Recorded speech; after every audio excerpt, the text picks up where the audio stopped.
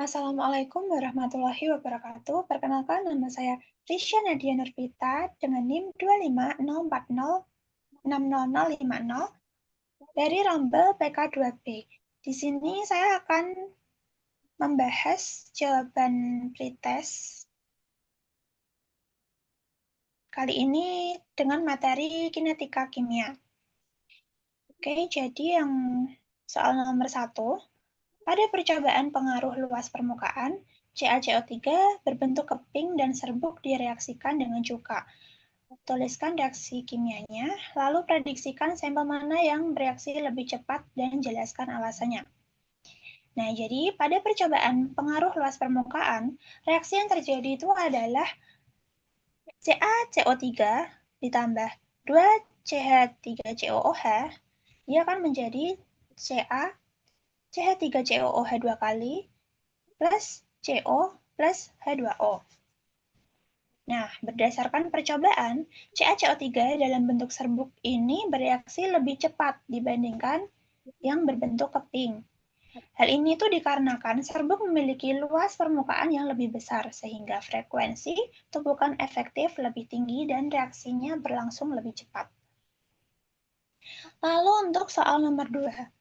Pada percobaan Na2S2O3 dan HCl, waktu reaksi ditentukan dari saat tanda silang tidak lagi terlihat. Jelaskan mengapa metode ini dapat digunakan untuk menilai laju reaksi dan campuran mana yang diperkirakan bereaksi paling cepat ketika konsentrasi Na2S2O3 paling besar. Jadi jawabannya yaitu reaksi antara natrium tiosulfat dan HCl itu menghasilkan endapan belerang yang menyebabkan larutannya itu menjadi keruh. Nah, untuk reaksinya yaitu Na2S2O3 ditambah 2HCl menjadi 2NaCl plus SO2 plus S plus H2O. Jadi metode tanda silang ini digunakan karena saat larutan semakin keruh, maka tanda silang ini tidak terlihat, yang menandakan reaksi telah berlangsung. Terus, semakin besar konsentrasi Na2S2O3, reaksi berlangsung lebih cepat karena jumlah partikel lebih banyak, sehingga tumpukan efektifnya lebih sering terjadi. Untuk soal nomor 3, yaitu pada percobaan pengaruh suhu, campuran reaksi dilakukan pada suhu kamar dan pada suhu lebih tinggi. Prediksikan hasilnya dan jelaskan berdasarkan teori tumbukan mengapa suhu dapat memengaruhi laju reaksi.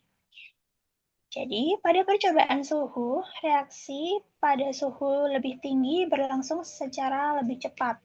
Hal ini karena menurut teori tumbukan, kenaikan suhu meningkatkan energi kinetik partikel, sehingga frekuensi tumbukan dan jumlah tumbukan efektif meningkat. Lalu untuk soal nomor 4, pada percobaan katalis, H2O2 3% diamati tanpa katalis dan dengan katalis seperti ragi, MnO2, atau Kl. Tuliskan persamaan reaksi penguraian H2O2, lalu jelaskan peran katalis dan apakah katalis habis selama reaksi berlangsung. Nah, jadi untuk reaksi penguraian hidrogen peroksida itu adalah 2H2O2 menjadi 2H2O plus O2. Nah, untuk penambahan katalis seperti ragi, MnO2, atau Kl itu mempercepat reaksi dengan menurunkan energi aktivasi. Sehingga katalis tidak habis selama reaksi karena tidak mengalami perubahan permanen. Lalu untuk soal yang terakhir, yaitu soal nomor 5. Dalam analisis data kinetika digunakan pendekatan laju relatif sama dengan 1/T. Jika waktu reaksi suatu campuran adalah 20 second, hitung laju relatifnya. Sehingga setelah itu jelaskan bagaimana hubungan nilai T dengan laju reaksi. Nah, jadi untuk rumus laju reaksi itu kan 1/T. Laju reaksi itu dapat dihitung dengan rumus 1/T. Nah, untuk T-nya itu nanti bisa diganti dengan 20-nya tadi ya. Ini 20 second. Jadi, 1/20 yaitu 0,05 S pangkat min 1. Nah, jadi semakin kecil waktu reaksi, maka laju reaksi semakin besar. Begitupun sebaliknya.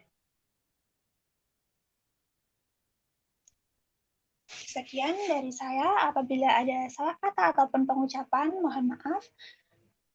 Terima kasih. Wassalamualaikum warahmatullahi wabarakatuh.